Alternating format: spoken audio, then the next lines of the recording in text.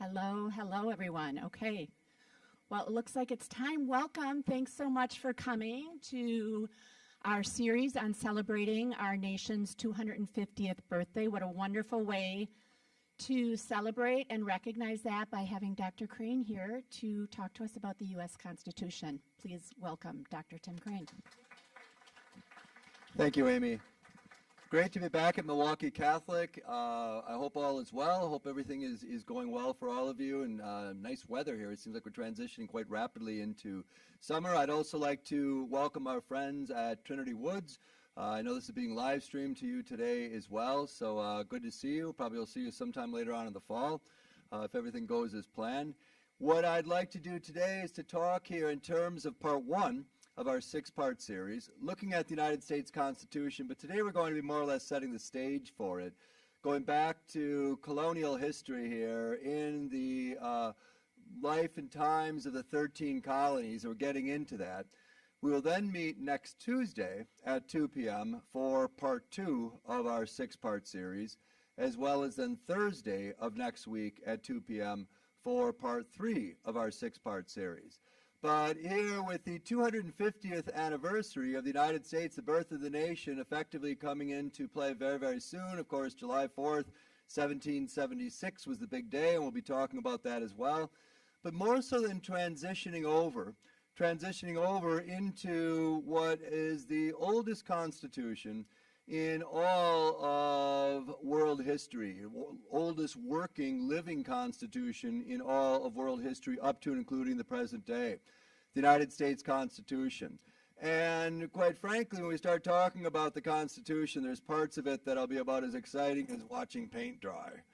So I promise you to try to make this as lively as possible here as we're going through it, because you'll have a much better idea in terms of the nation itself and the various paths that it will take. And all in all, it's unbelievable that this document, going all the way back, written primarily by James Madison in the summer of 1787 in Philadelphia, that he knew it was imperfect.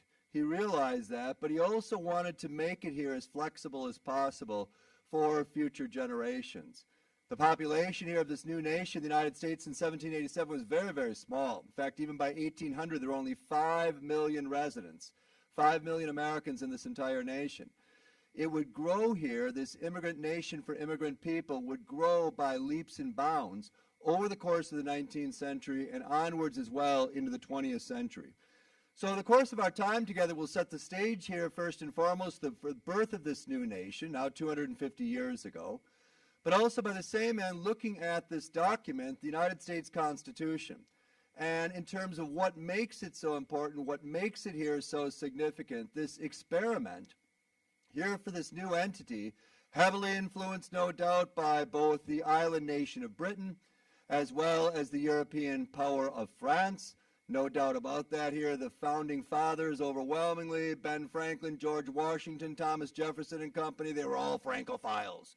They all had here this huge love affair going with the French. But the British also are going to influence here this new republic. And few of the founding fathers would have any idea as to what would actually unfold in this nation as the decades, as the centuries here effectively progressed.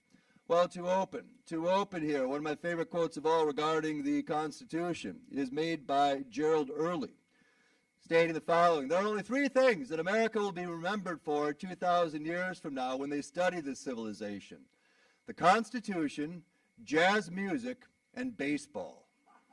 These are the three most beautiful things this culture has ever created. Well, for Milwaukee Brewer fans here, and I know there's a good many of you, at times to look it up there, woo!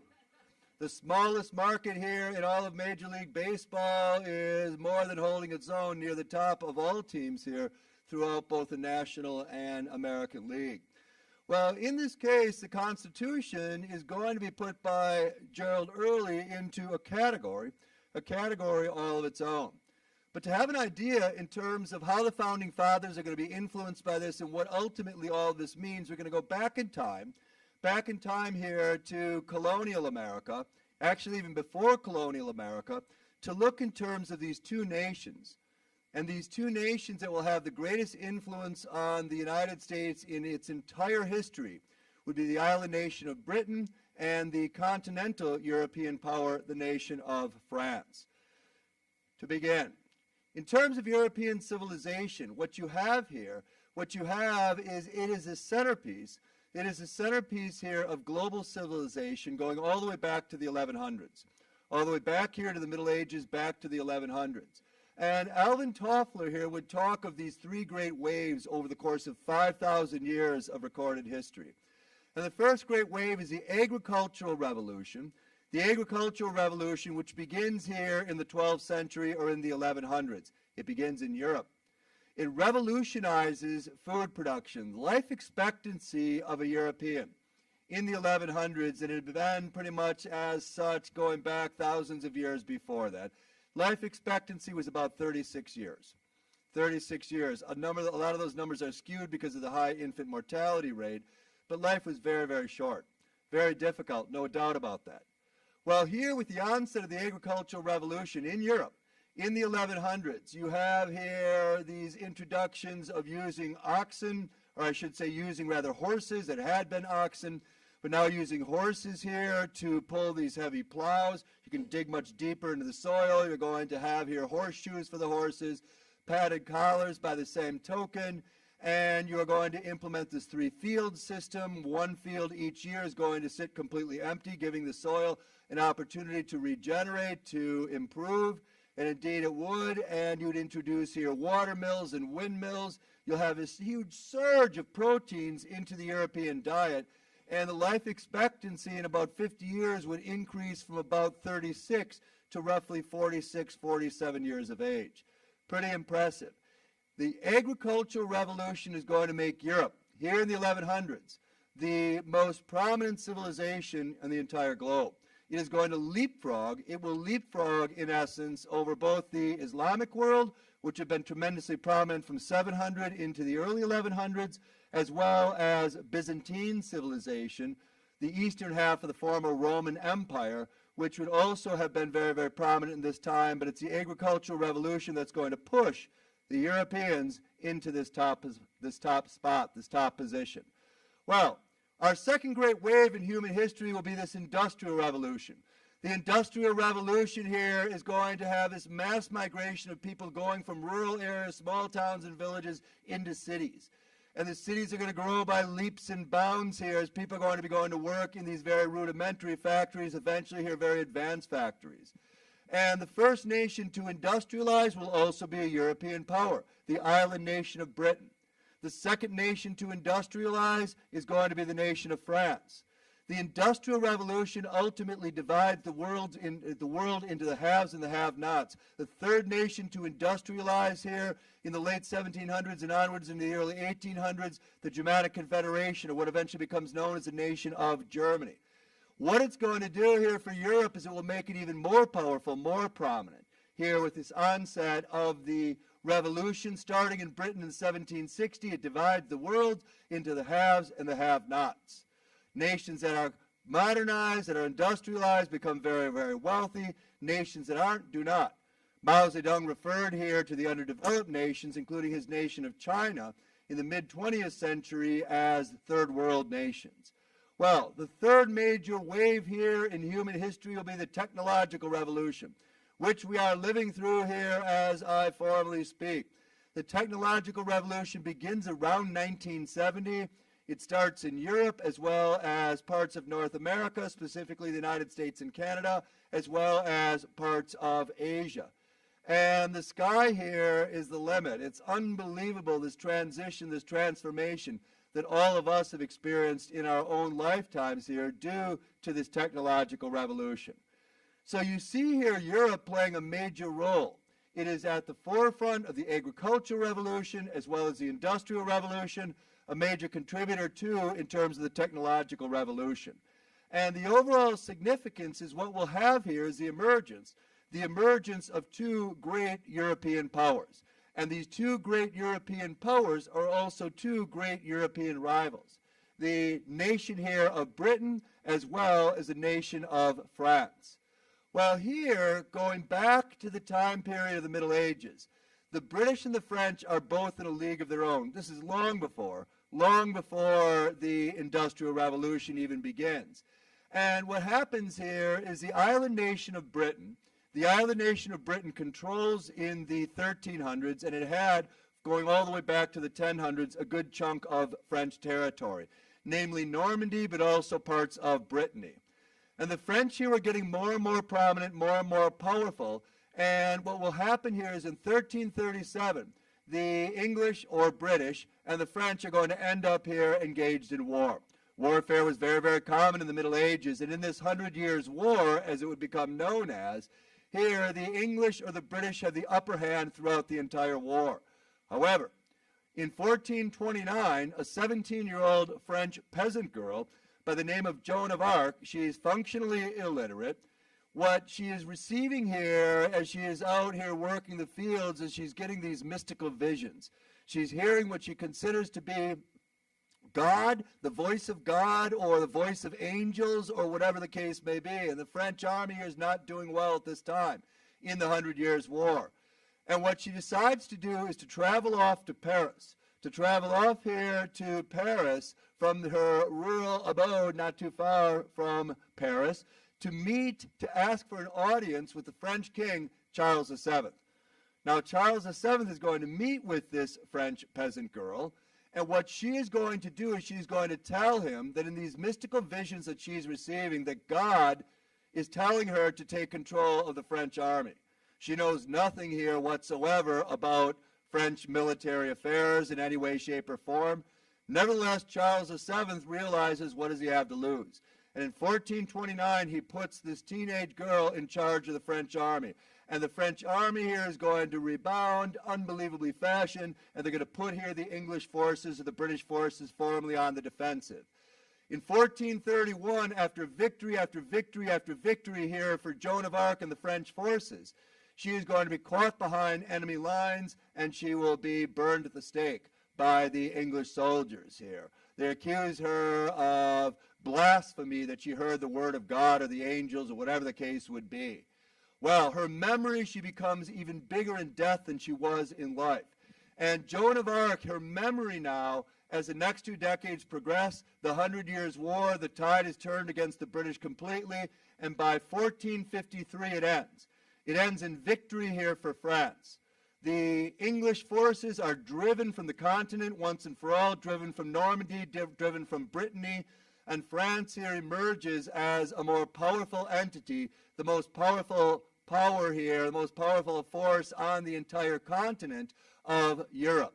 Well, as the centuries progress, and we get onwards into the 1400s, for the European nations, for these European powers in particular, Britain as well as France, what is happening here is they're looking for a faster trade route here as European items are in great demand, especially in China and also in India, these two very, very large, prominent nations.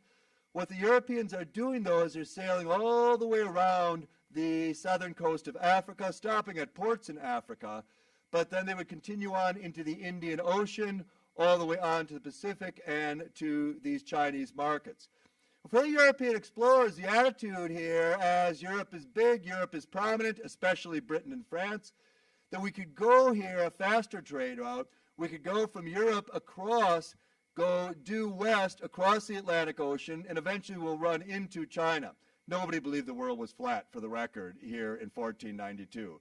Everybody knew it was a sphere, but the question became one of how long did it take?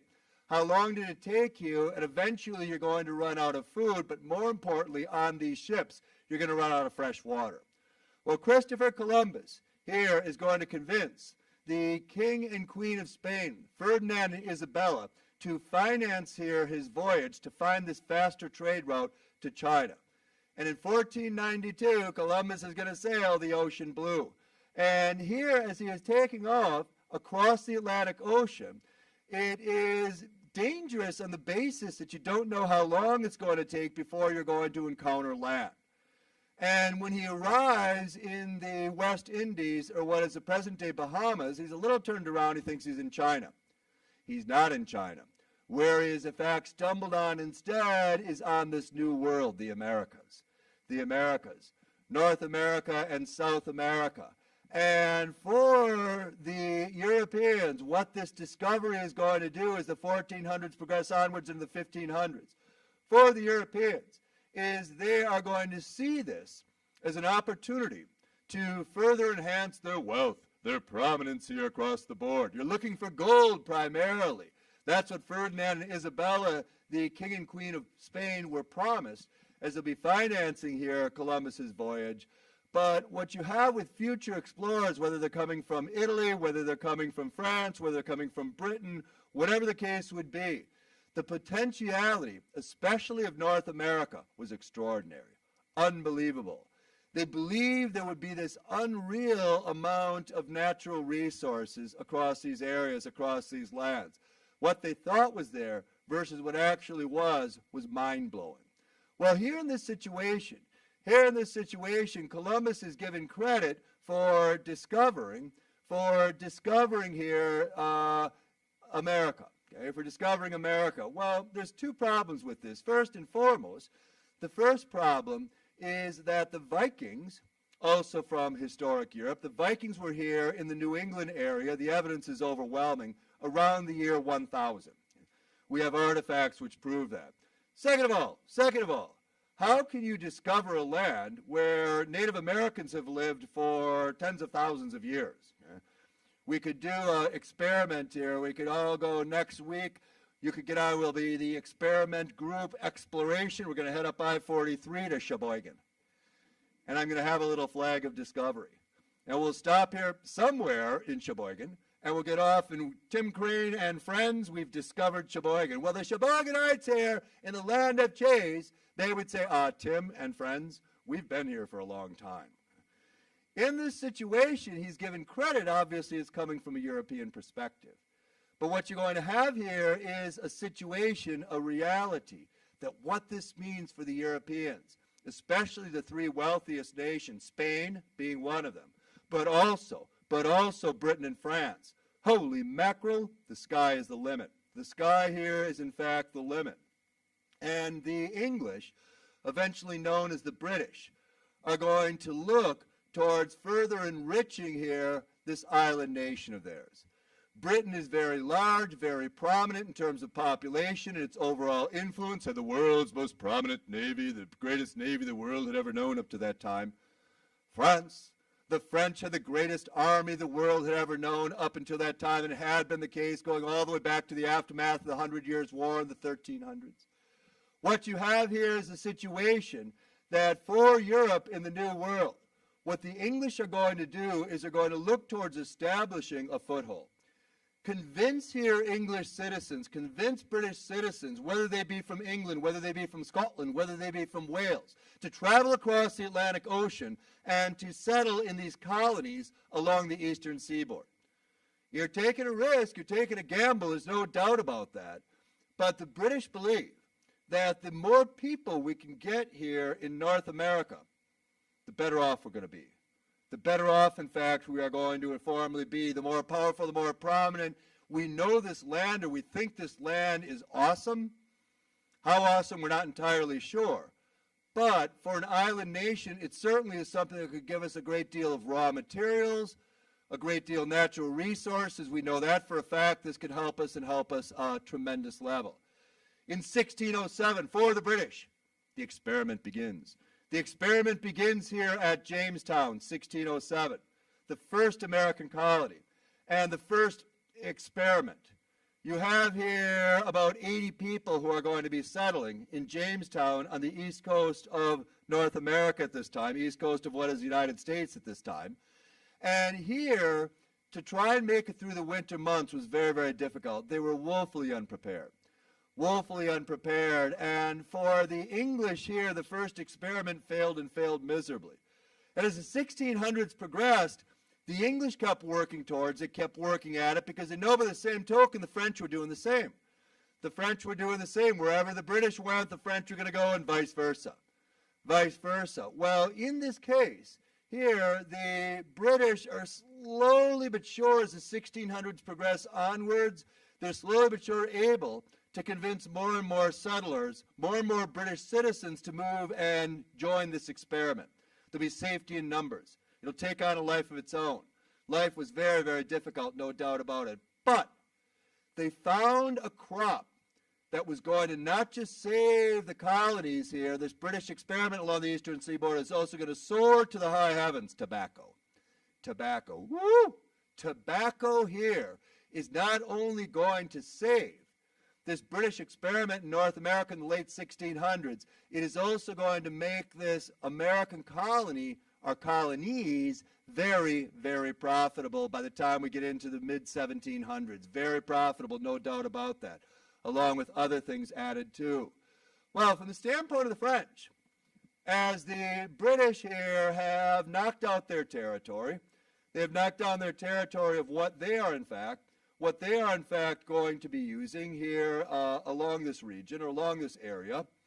The French by comparison, they are going to go into the region here. You can see the St. Lawrence River up there, coming into and start navigating the Great Lakes.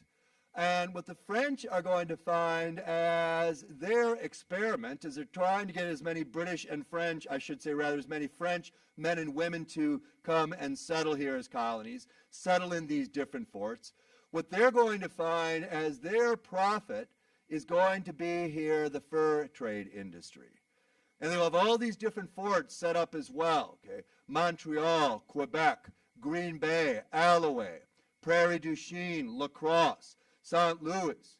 You get all the way here to the very end, as you're navigating down the Mississippi to New Orleans. New Orleans was a place here where the Capetian kings were always here coronated, not too far from Paris, and they name here this territory in Louisiana Territory, named after King Louis himself.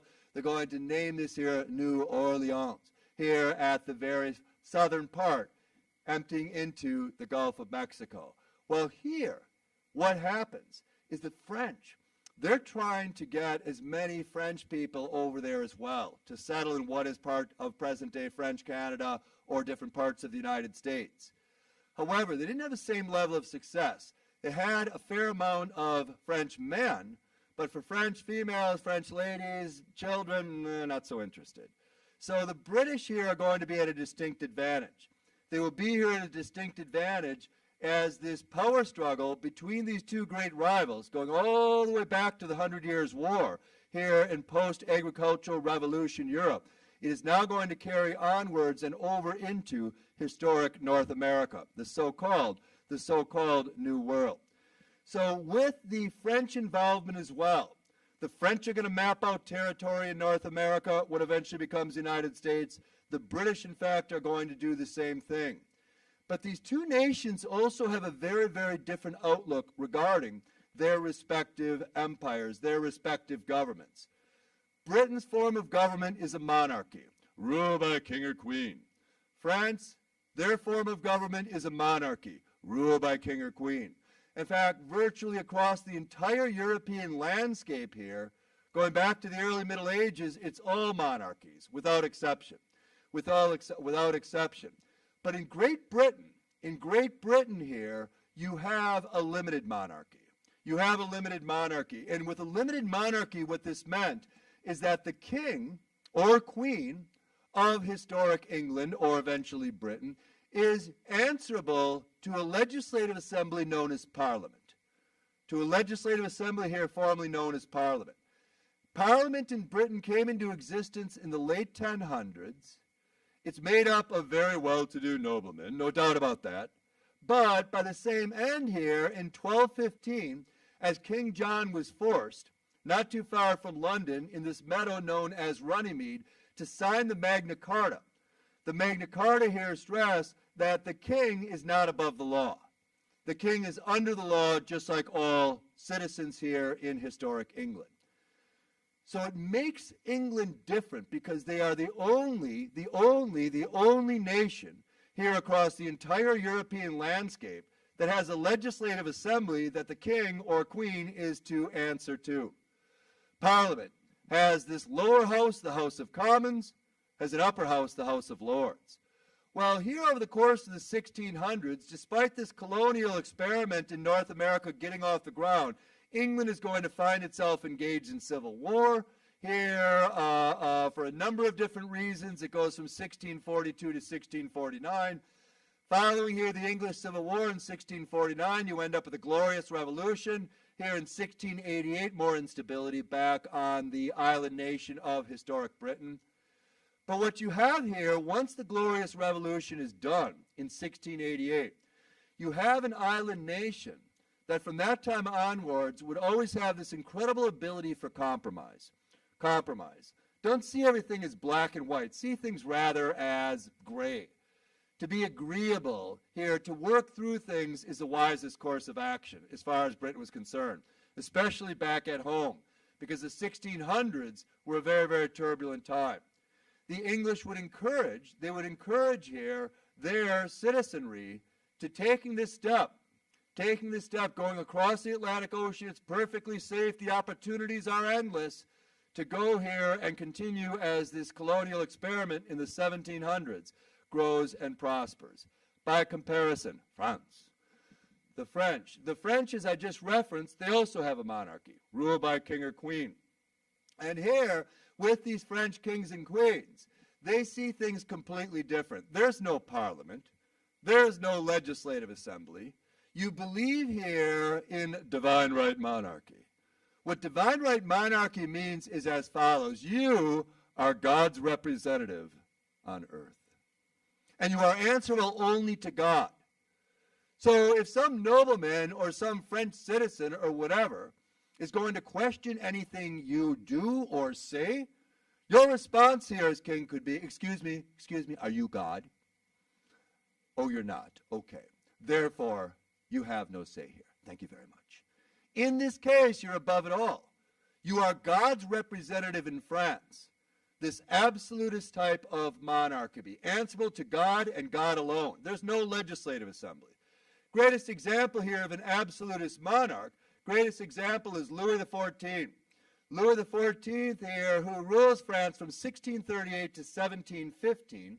He is known as the Sun King, and he's this great admirer, though he's a Catholic, he's also this great admirer here of the Greek god Apollo, the god of wisdom, the god of intellect. Apollo wore all sorts of different hats here, going back into ancient Greek civilization, 500 BC.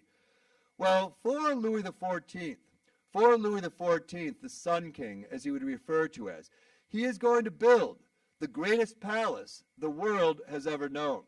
His palace here at Versailles. And Versailles is over 1/3 of a mile long. In its heyday, it had 2,500 fountains on its beautiful grounds. If you ever go to Paris, if you've been there, probably take that 30-minute jaunt outside to Versailles. Unbelievable. It's not just the palace itself here in the present day that's so extraordinary. It's also the grounds and the flowers and how well kept everything is. Well, it is a palace and grounds made here for a king, made for this divine right monarch. And what he would do, the average height of a European male at this time, here in the late 1600s, was 5 feet 1 inches tall. Well, Louis is 4'10". But to give himself a sense of greater grandeur, he is going to wear high heels. Okay? He's up there a bit. Okay? Not only that, he has over 1,000 wigs. Okay?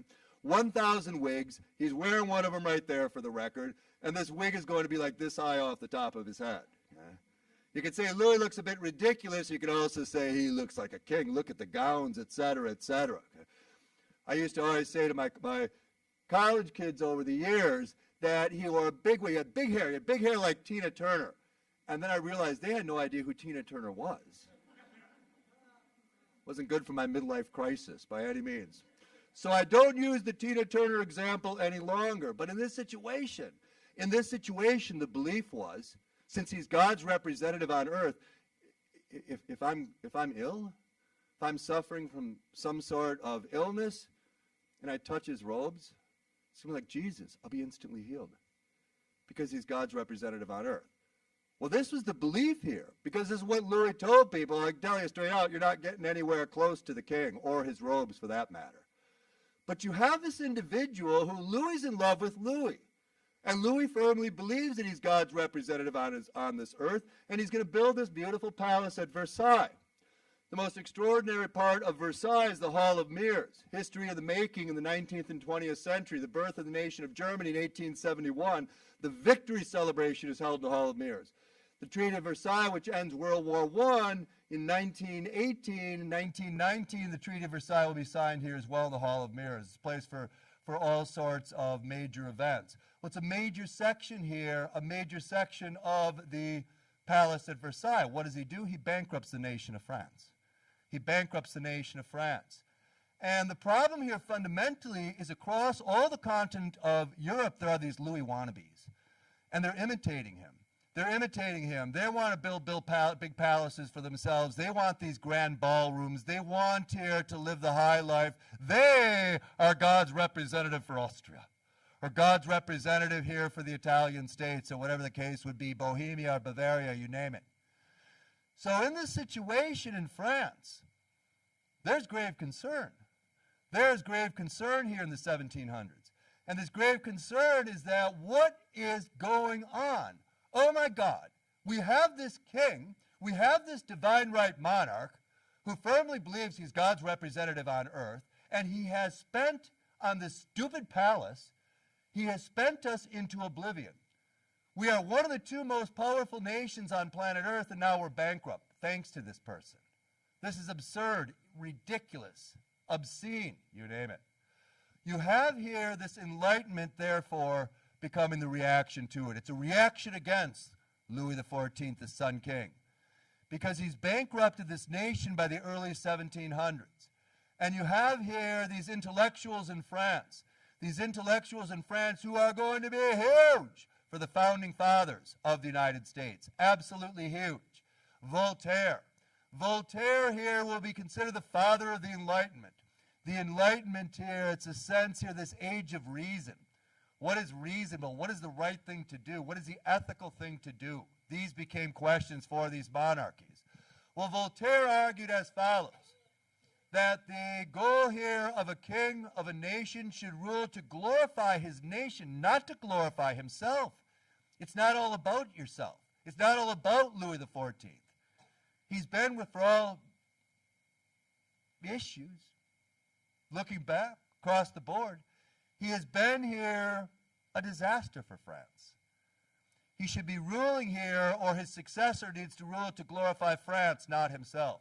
Montesquieu. Montesquieu is going to take his act on the road, another French philosopher. And Montesquieu in the 1700s is going to go looking all across Europe here for the best government. The best government. Now, they're all monarchies, but he finds his best government here with the British. The English form of government. And why? Simple. Because you have Parliament. You have a legislative assembly that is a check on the power here of the king or queen on this island nation. So Montesquieu argues here that in France, we need a legislative assembly. We need here a legislative assembly. So you have Voltaire, the father of the Enlightenment, who is going to argue here the king needs to rule to glorify his nation, not glorify himself. We have this French philosopher, Montesquieu, in the 1700s. He's the guy going out looking for the best form of government across all of historic Europe, and he finds it. He finds it with the island nation of Britain, the big rival to France. He finds it there because you have a legislative assembly. You have here a check on the overall power of the king or monarchy in general. Finally, we have Rousseau. And what Rousseau is going to do, as was also the case with Voltaire and Montesquieu and all of these scores of philosophers, is he is going to write. He is going to write here about these monarchies and the need to reform. And Rousseau is going to stress here in the 1700s in his famous work, Social Contract, that if a king is corrupt and is abusing his power, it is the duty of the citizenry to rise up and overthrow that unjust ruler. Rise up and overthrow that unjust ruler once and for all. Here, in the American colonies, is they're gaining more and more traction in the early 1700s and onwards into the mid-1700s. What you have is you have these two nations heavily involved. The island nation of Britain, who has had a great deal of success. What do I mean by that? 90% of the population here in North America coming from Europe, they're British colonialists. They came from the island nation of Britain, 90% who are settling here in North America. Remaining 10%, French. So you have here a significant advantage. Both populations are still very, very small, but you have a significant advantage, no doubt about that. France, by comparison, is in this absolutist monarchy. It is stuck here in this absolutist monarchy. Well, with the social contract of 1762, it is so controversial, it's banned. It's going to be banned here by the French monarchy in this nation of France. 38% of the population of France at this time is functionally literate. We can't have such radical writings. Simply out of the question. However, in the American colonies, they are going to read this. They will read this. And they find it interesting. Most interesting. What you have here is a situation in red that represents the areas here that the British control, pretty much the eastern seaboard, 1750. In that nice blue, including here, the land of cheese, Wisconsin, you can see it's part of the French Empire. In blue, it's French. Coming all the way through, all the way down, the Great Lakes, the navigation, the Mississippi River, Father Marquette probably would remember as well. Prominent here in this time period too. So you have here also in orange, this represents territories that the third major power in Europe laid claim to fame, and that would be Spain. Well, as the 1700s progressed, this rivalry between Britain and France, this rivalry here is going to spill over, it's going to carry over into the New World, the so-called New World, North America.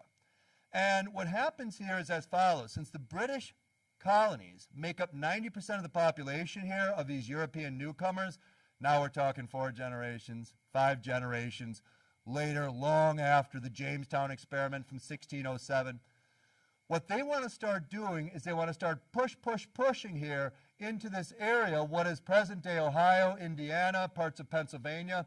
They want to start pushing into what is known as the Ohio Valley, pushing into French turf.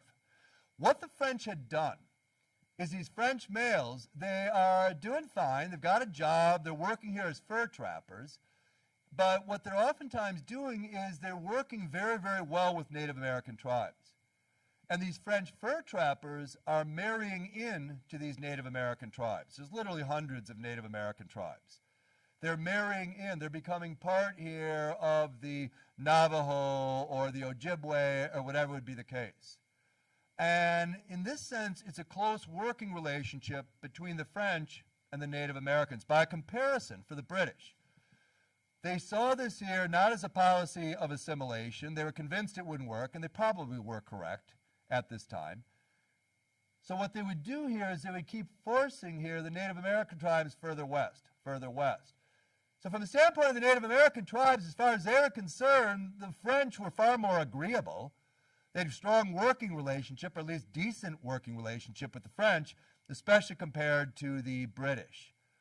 Well, now as the British are going to start pushing into the Ohio Valley, as they're going to start pushing here into the Ohio Valley, the American colonies are interested in this because it's more land, which is going to mean more wealth, which is going to mean here perhaps more and more citizens coming from Britain. First generation, second generation become stronger and stronger here as the years progress.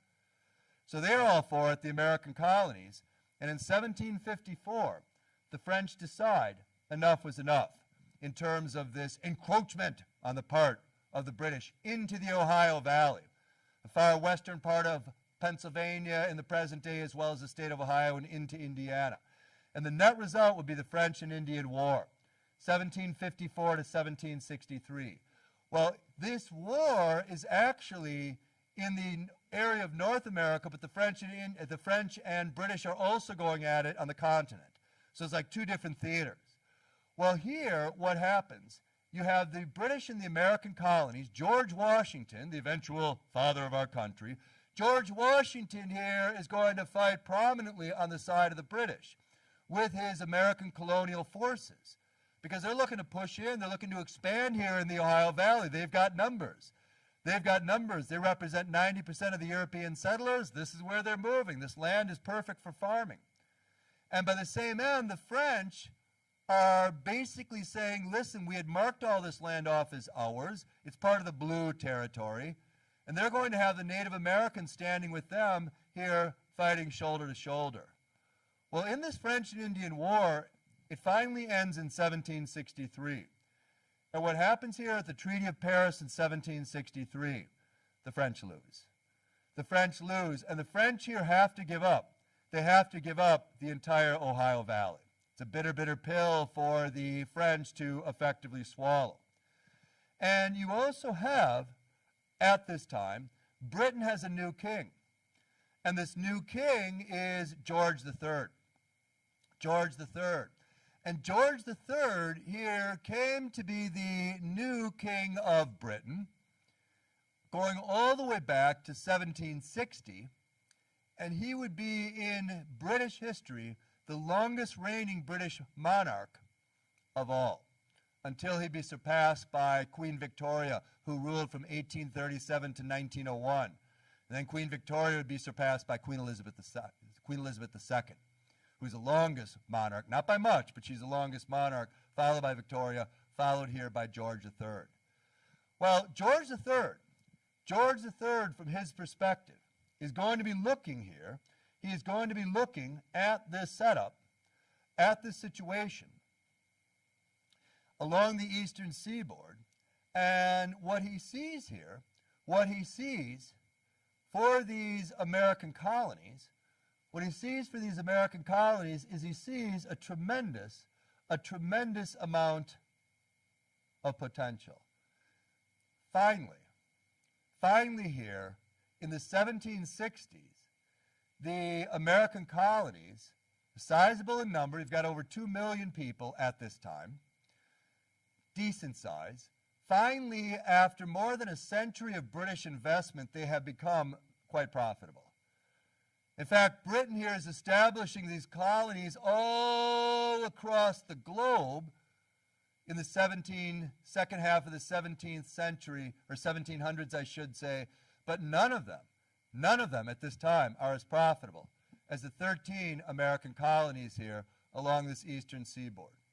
And now you also have victory. You have victory here in this French and Indian War against the French, the great rivals to Britain. They lost, we won, etc. The Ohio country, the Ohio Valley, this area is now all of ours. And you also here have a sense of optimism. You're very, very upbeat regarding the future prospects. Well, George III here could not be more pleased. He couldn't be more pleased. But he has concerns, and these concerns are brought to him by members of Parliament, the Legislative Assembly, who of course he works with. The king has a fair amount of say, control in terms of foreign policy. Parliament pretty much rules the roost regarding domestic policy. But the colonies here, these 13 colonies along the eastern seaboard of the United States, or what's going to eventually be, I should say, the United States, these 13 colonies here, the concern is that, okay, we have a strong force, we have a strong entity, these 13 colonies. It's turned a corner, and turned a corner in a pretty significant way.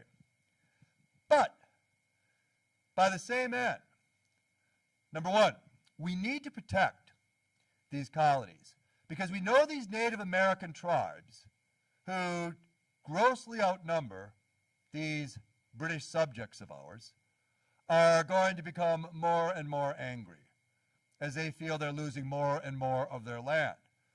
So what had been here fairly low-level attacks from these Native American tribes, it's going to intensify. It's going to intensify. And because it's going to intensify, we need to send over far more British soldiers to protect our investment. To protect here our investment. Yes, the Americans had their own militias. They helped us. We appreciate that. It's very nice. But we're going to have to literally triple the amount of British soldiers to protect here our investment, to protect our colonies from these Native American attacks. Number two, because the colonies have gotten all the larger and more self-sufficient, to make them more, probably the easiest thing is to make it easier to rule over them. We need to bring in more governmental figures. We need to bring in here more officials from London to oversee various levels to, in essence, make it easier to rule, because we're going to have more British citizens here now wanting to move to the American colonies. These members of Parliament tell George III. And because of that, the wisest course of action here is for us. It is for us to basically triple the amount of forces, increase the amount of governmental figures. Well, Parliament, by the same end, their attitude here is that the American colonies, we've carried them for over 100 years. It's time for them to stand on their own 2 feet. It is time for them here to basically pay their fair share, which they're not doing. And since we have to triple the amount of soldiers, we're going to come close to tripling the amount of governmental figures. We're going to tax them for that. We're going to increase taxes. Well, the problem here for the American colonies is as follows.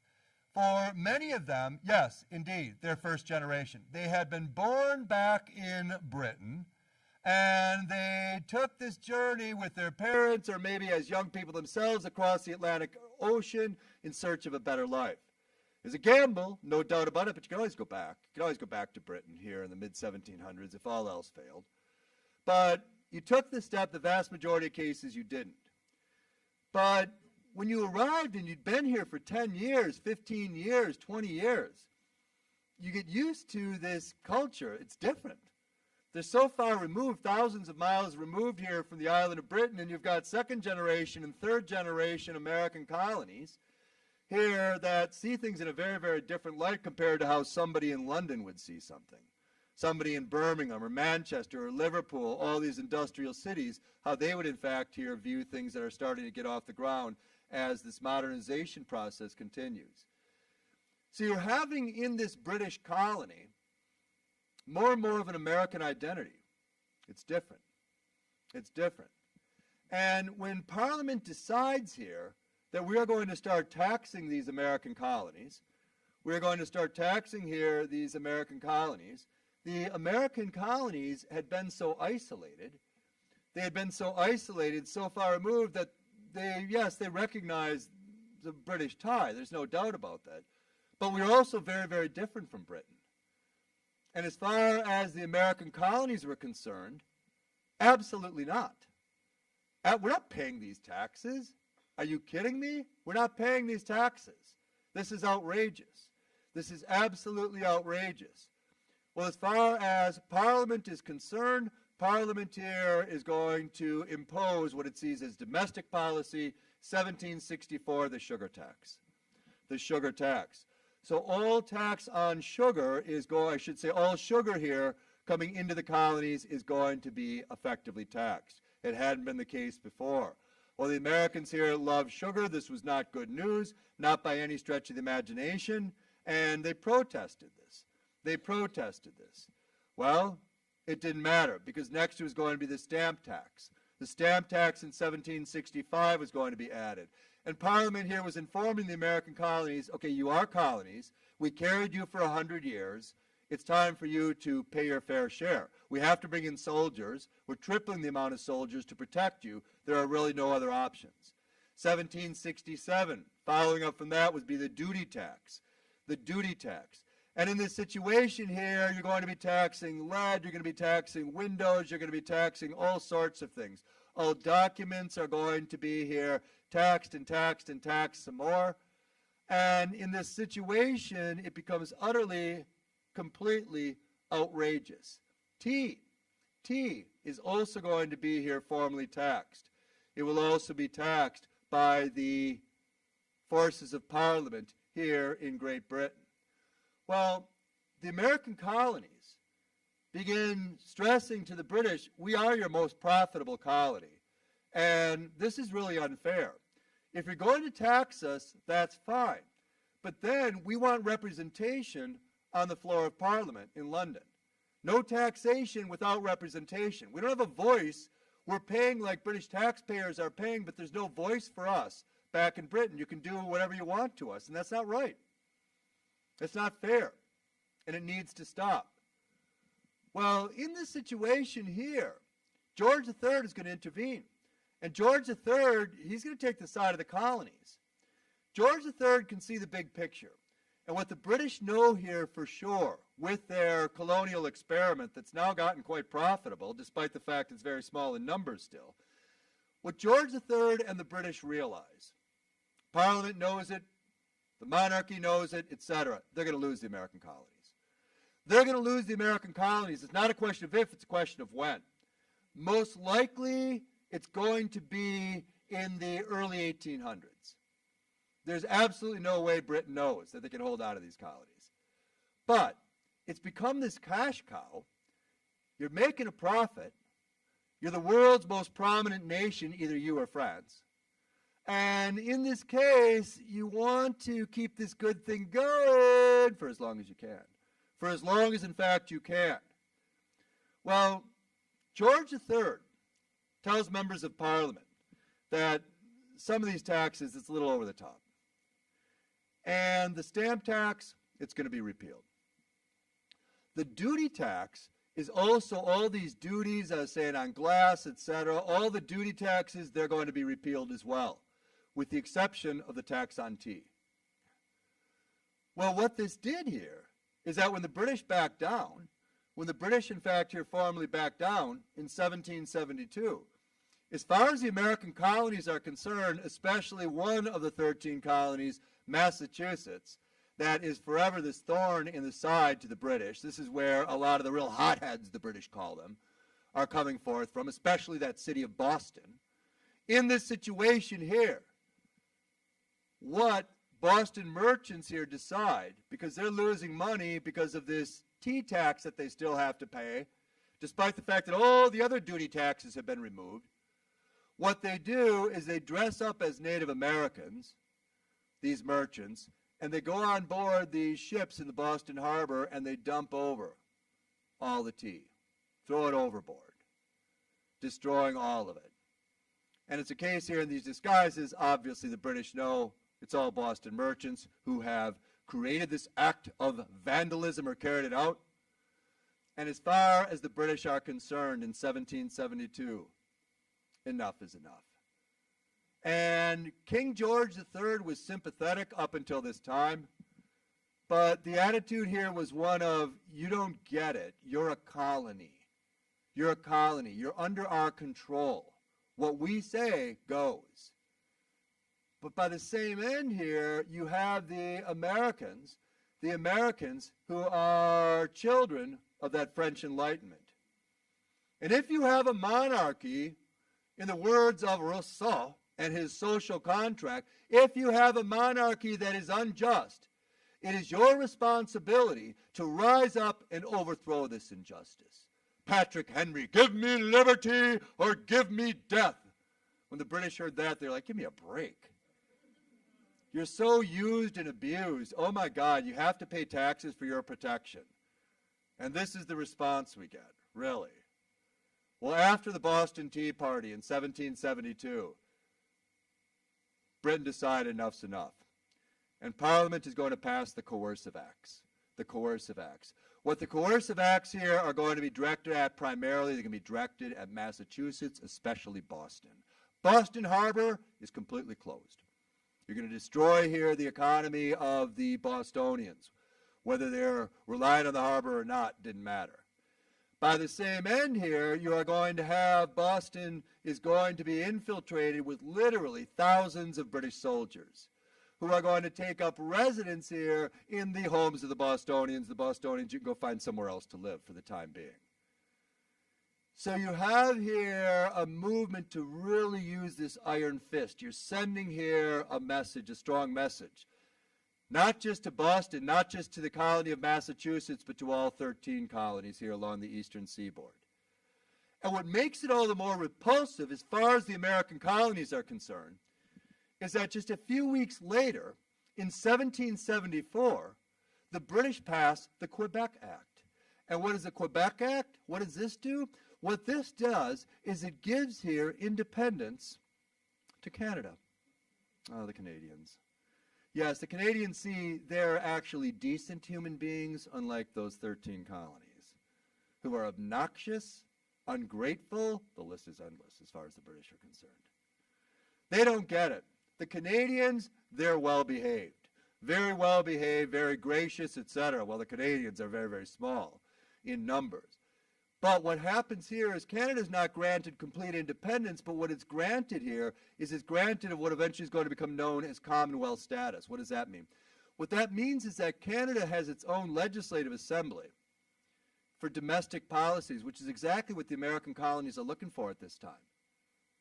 But in the event of Britain going to war, Canada would be tied to Britain on the side of the British.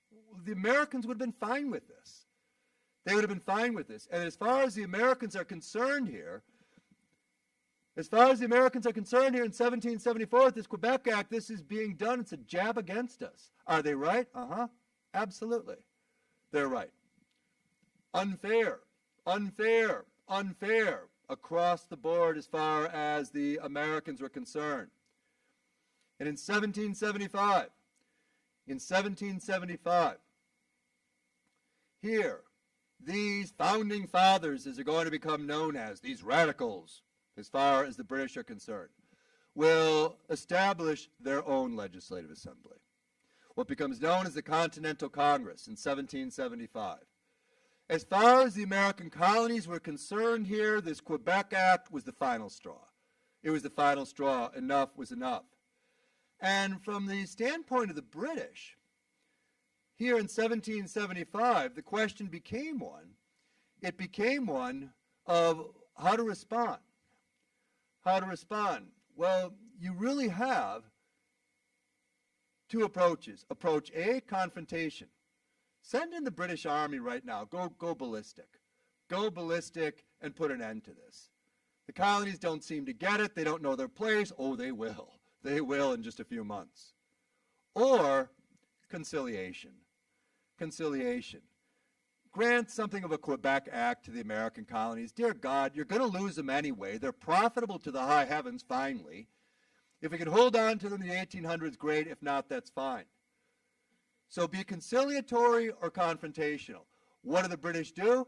Neither. They do neither. Option C. Option C is not an option. What you have here is that the Continental Congress being established and being announced in 1775, Britain chooses to simply ignore it. It's like it's not even there. It doesn't even exist. Well, in this case, therefore, to make it abundantly clear, the rebels, as they're known as, the revolutionaries, as they will call themselves, there's George Washington, who had fought valiantly in the French and Indian War. On July 4, 1776, the Declaration of Independence will be here effectively established. Thomas Jefferson is going to pen this most important document, which marks the formal independence of the American colonies. It declares a new nation, the United States, for all intents and purposes. And what he is using, if you read Thomas Jefferson's Declaration of Independence, which will be celebrating 250 years here this coming July 4th, what he is using, Thomas Jefferson is a child of the French Enlightenment. He's a Francophile to the extreme. And if you read here the Declaration of Independence and you're reading here the work of the French philosophes, it comes literally right out of this French Enlightenment in terms of liberty and justice and fraternity, equality, all men are created equal, etc. and how we've been abused. And it's not so much abused by the British government. It's all going to be George III, George III, George III. He is a monarch who's abusing his authority. Therefore, as part of our social contract, it is our responsibility to rise up and overthrow this injustice. It's much easier to just focus it all on one person, George III, who, in fairness, was one of the more conciliatory people until after here you end up with the Boston Tea Party. Well, now, with the Declaration of Independence for the British, it's obvious here they are at war. And for the British, once again, it's a case, you know you're going to lose the American colonies by the early 1800s, 1776. By the same end here, you're going to, maybe should you let them go now, or maybe some sort of way of devolved government or independence? Or should we go over here with all cannons blazing, so on and so forth, blasting away? What should we do with this? How should we approach it? That was a question, and a very, very significant question here for George III, who is largely going to be conducting the war, having as much of a say as possible in terms of foreign policy. It'd be viewed as foreign policy as such. But the issue here is that Parliament is also closely monitoring matters. For the Americans here, heading into this American Revolutionary War, what the British would call the War in the Colonies, for the Americans, what you have here going into this war is a sense that there is no way the Americans can win. Absolutely, positively, no way. The only hope the United States has to come into existence formally as a nation, a recognizable nation, the only hope the American colonies have is to get France in this war. To get France in this war. If George Washington and John Adams and Ben Franklin and Thomas Jefferson and James Madison, the list goes on, if they can convince the French to come into this war here along the eastern seaboard and join with the American colonies have a chance. Otherwise, they're going to lose. There is no doubt whatsoever they are going to lose. And behind the scenes, as this war effectively begins, 1776, with this act of treason, this Declaration of Independence, the first point of business is to get France on the side of the American colonies. As to whether or not that will be successful, we will see in our presentation next time and transition then over into the Constitution itself. Thank you so very much. Thank you. Any questions at all before we formally break up today? Okay. If you have any questions, swing on up. Otherwise, thanks for being here today. I look forward to seeing you again next week. Thank you. Take care.